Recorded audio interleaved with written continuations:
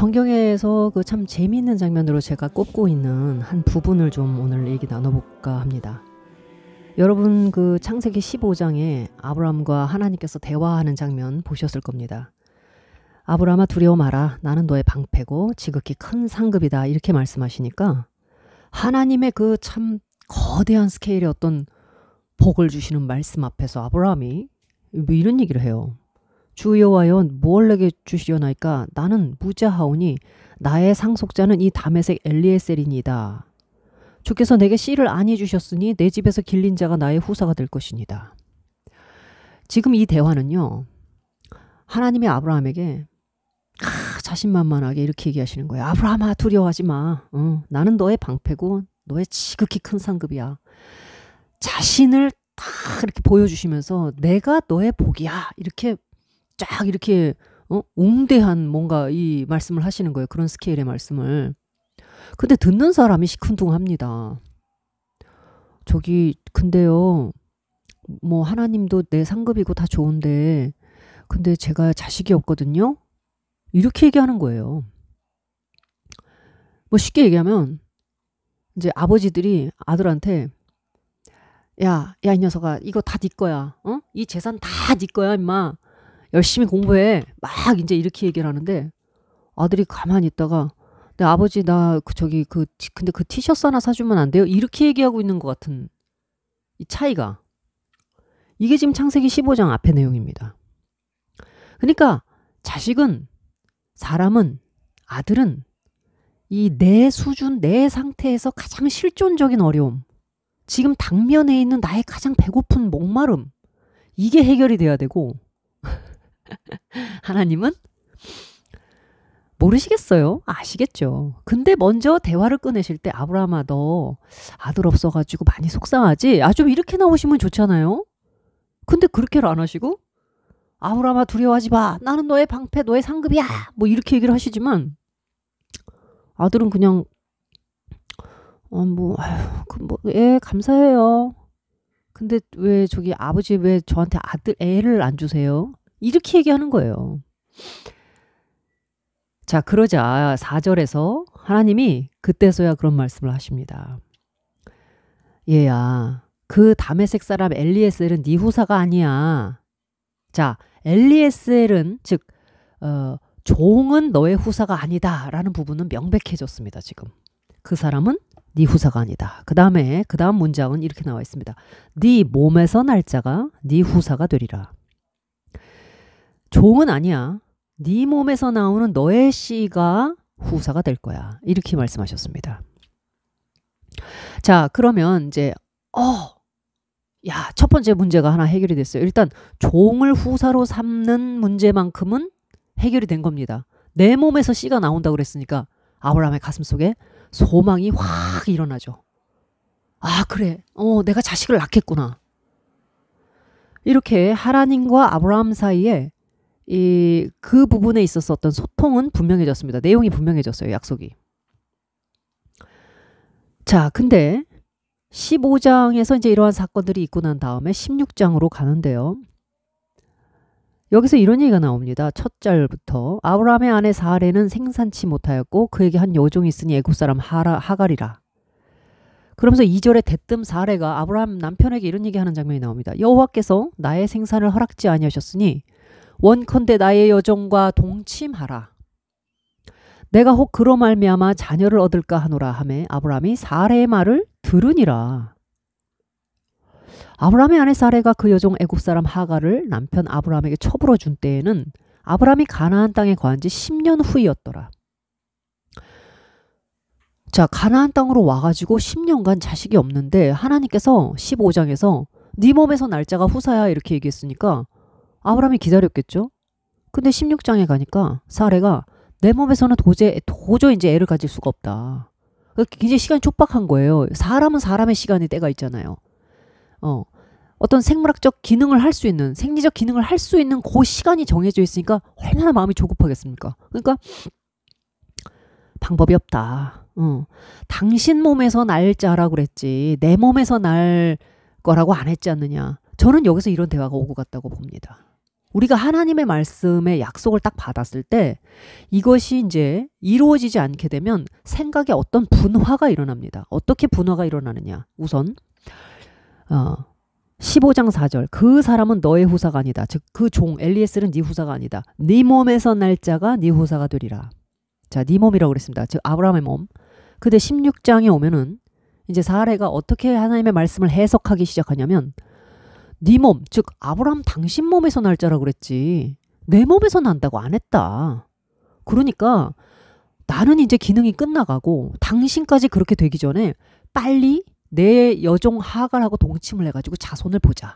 하나님은 당신 몸에서 날 자라고 그랬으니까 당신 씨면 되는 거 아니냐 이거예요. 자기여야 된다는 그게 없는 거예요. 코멘트가 없는 겁니다. 여기서 하나님의 말씀을 상황에 맞춰서 해석하는 일이 벌어지기 시작하는 거예요.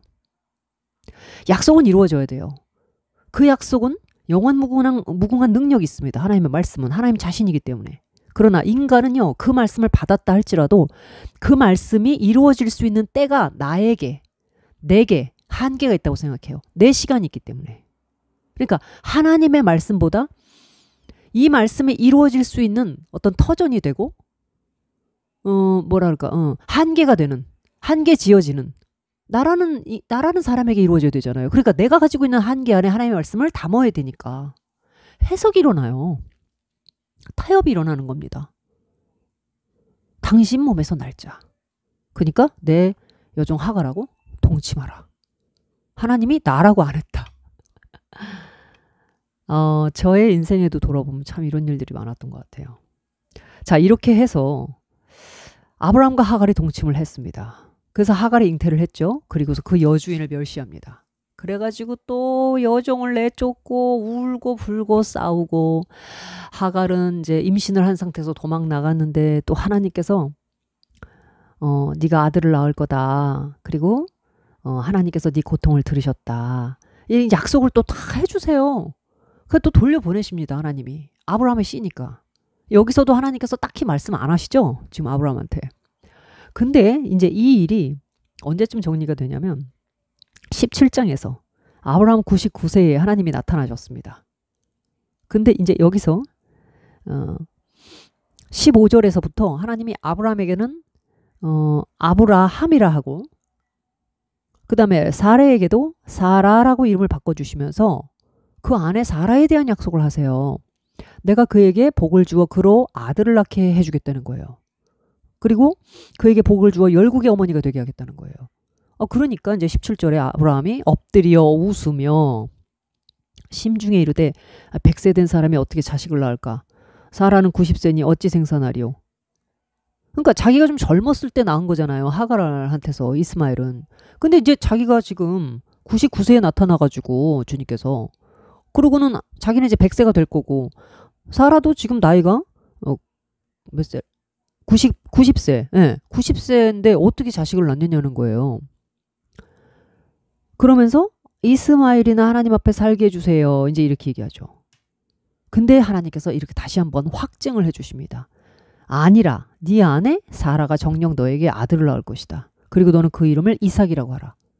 자, 그러면 아니 하나님 이 가정사를 진짜 꼬시려고 지금 작정하신 것도 아니고 물론 하나님께서 그런 나쁜 의도를 가지고 그렇게 하셨겠습니까? 그런데 우리 쪽에서 볼 때 그리고 우리가 할 수 있는 그 오해, 그 하나님 말씀에 대한 해석이기 때문에 가정사가 이렇게 꼬여가는 과정들을 우리가 볼 수 있어요. 우리 삶이 이렇게 꼬여가는 과정들이.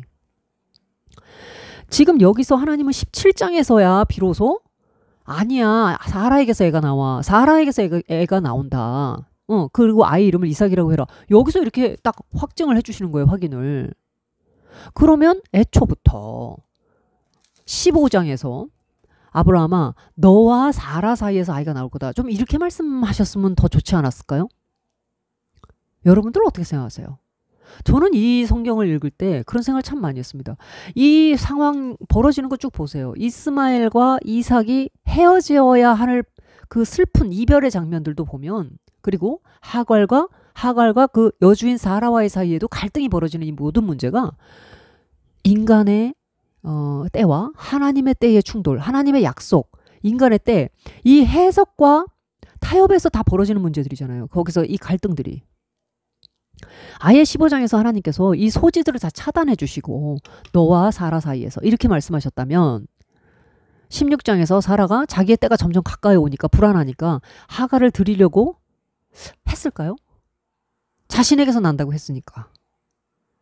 근데 하나님은 어쨌든 아브라함에게 네 몸에서 날짜다 이렇게 말씀하셨는데 그 일부러 의도적으로 말씀을 불투명하게 하신 거는 물론 아닐 겁니다. 그러나 사람은요. 하나님의 약속이 그 약속을 이루는 주체를 하나님이시라고 생각하면서도 자신이라고 생각하거든요. 그러니까 내 몸에서 날짜라고 그랬어. 그러니까 사라가 꼭 아니어도 된다고 생각하니까 자기 여정 들이미는 겁니다. 그래서 거기서 이스마엘이 나오잖아요. 근데 17장에 와가지고서야 하나님이 이름 바꿔주면서 아니야 네 안에 사라가 날 거야. 그때 가서 그 얘기를 하시는 거예요. 물론 아브라함은 뭐 저처럼 이런 데 불만은 없었던 것 같습니다. 그냥 그런가 보다 하고 이제 뭐 엎드렸겠죠. 근데 저는 이거를 성경을 공부하고 하나님께서 나를 인도하시는 지난 날들에 대해서 가만히 생각해보고 저도 이제 이런 경우가 있잖아요. 하나님께서 나한테 어떤 약속을 주셨는데 이게 이루어지지 않을 때 내가 잘못 받았나? 뭐 하면서 내가 잘못 생각했나? 그때 하나님이 내 몸에서 날짜라고 그랬는데 이게 꼭 내 몸이 아니라 내 몸이긴 한데 뭐 다른 걸로 통해서 이렇게 할 수도 있는 건가? 이렇게 사람은 생각이 그렇게 분산이 되면서 하나님의 말씀을 자기가 퍼즐 이렇게 떼었다가 다시 한번 해체했다가 또 다시 재구성도 해보고 막 편집도 해보고 막 이게 벌어지기 시작하거든요. 아브라함도 전형적으로 아브라함도 이 일을 겪었어요. 믿음의 조상 아브라함도. 그리고 답답해지는 건 뭐냐. 그러면 처음부터 아브라함과 사라라고 딱 지정을 해주시지. 근데 하나님 쪽에서 생각하실 땐 그럴 거 아니에요. 여기서 네 종 엘리에셀이라고 하는 사람도 지금 내가 후사가 아니라고 딱 제꼈는데 그거 아니다 이렇게 얘기하셨는데 굳이 그럼 내가 네 안에 사라가 옆에 있는데 정 부인이 옆에 있는데 종을 통해서 낳을 수도 있어. 이렇게 해석의 여지를 열어두겠냐? 이제 이렇게 말씀하실 수도 있겠죠. 그러니까 뭡니까? 지금 주어져 있는 가장 모범적인 또 내게 주어져 있는 이 실존 안에서 하나님은 말씀을 하실 때 이미 그 상황을 그대로 보고 그냥 그대로 말씀하셨다는 거예요. 이 상황이 틀어져서 어떻게 다른 방향으로 막 이렇게 복잡하게 꼬여간다고 생각할 필요가 없는 겁니다. 그냥 있는 상황에서 그냥 말씀하신 거예요. 아브라함의 부인은 사라니까 네 몸에서 날짜다. 그렇다면 네 마누라 얘기하는 거예요. 네 마누라 사라. 근데 그거를 갖다가 시간이 흐르니까 이거 내가 아닌가? 애가 안 생기니까. 그래 네 몸에서 날짜라고 그랬으니까 그냥 아브라함 씨만 받으면 되겠다. 이건 사람이 이렇게 하는 겁니다. 말씀을 변형시키는 거죠. 여기서 가감하기 시작하는 겁니다. 그러니까 방금 말씀드린 대로 해체했다가 다시 재구성해보는 거예요. 이렇게 뜯어가지고 안 맞는 것 같으니까 다른 짝도 여기다 갖다 끼워보고 로버트처럼 하나님 말씀에 왼팔을 떼다가 다른 팔도 한번 붙여보고 이 자체로는 뭐가 불완전하다고 생각하니까. 그러나 하나님은 본래 있으셨던 그대로 처음 약속을 주셨던 아브라함의 조건 안에서 그대로 그 약속을 이루시겠다라는 겁니다. 그 조건 그대로 아브라함과 사라. 그들이 나이가 100세가 되든 90세가 되든 상관없습니다. 그 조건 그대로 그들에게 통해서 약속의 후사를 주시겠다라는 거였습니다. 자, 그래서 지금도 우리는 우리의 삶 속에 하나님께서 말씀하셨던 내 조건과 상황이 아주 열악하고 보잘것없는데도 불구하고 어떤 약속을 하셨을 때에는요. 그 조건과 열악한 상황과 관계없이 하나님이 스스로 일하실 것으로 약속하신 겁니다. 근데 그 약속을 탁 받고 기다리는 동안 이 약속이 뭔가 내 안에 탁 이렇게 성취가 오는 것 같지 않고 불만족스러울 때 내가 어쩌면 그 약속을 성취하는 주도적인 어떤 역할을 해야 되는 것 아닌가라는 생각이 들어올 수가 있겠죠. 그래서 그때 그 약속만으로는 안 되고 이 약속을 이루기 위해서 내가 뭔가를 해야 된다 하고 생각할 수도 있겠죠. 그래서 거기서부터 벌어지는 문제들은 사실 우리의 책임 아니겠습니까? 우리의 책임인데 그래도 하나님께서 그것들을 마지막까지도 다 처리를 해주시죠. 사실 나중에 사라는 자기가 드린 그 여종을 이제 자기가 자식을 보고 나니까 이삭을 보고 나니까 그것도 내쫓으라고 또 야단을 합니다. 아브라함한테. 그 아브라함이 고민을 하죠. 이스마엘도 아들인데. 근데 하나님께서 뭐라고 말씀하시나요? 네 여종과 아들을 내보내라. 사라의 말을 들으라고 그러세요. 거기서 모든 인정을 내려놔야 하는 아브라함의 또 한 번의 아픔이 이제 거기 있는 거죠. 그래서 이스마엘과 하갈을 이제 내보내는데 우리가 하나님의 말씀을 처음 받은 그대로 그저 순전하게 믿으면 좋겠지만 그게 잘 되지 않아서 이런 실수가 벌어지더라도 하나님께서는 마무리까지 다 해주시는 것을 봅니다. 그러나 그거보다는 우리가 말씀을 통해서 내 조건과 상황과 상관없이 처음에 하나님이 하신 말씀 그대로, 그리고 가만히 들여다보면, 다시 반복하는 것 같아서 죄송합니다만, 엘리에셀이라고 하는 종이 아브라함의 후사가 될 수 없다면 여종을 통해서 나오는 그런 뭔가 하이브리드, 약속의 후사이기는 한데 굳이 그 사라를 제끼고 종을 들여가지고 자식을 낳는다? 이것도 뭔가 반쪽은 뭔가 좀 성에 차지 않는 그런 상태잖아요. 그러니까 그런 발상 자체가 인본적이었던 거죠.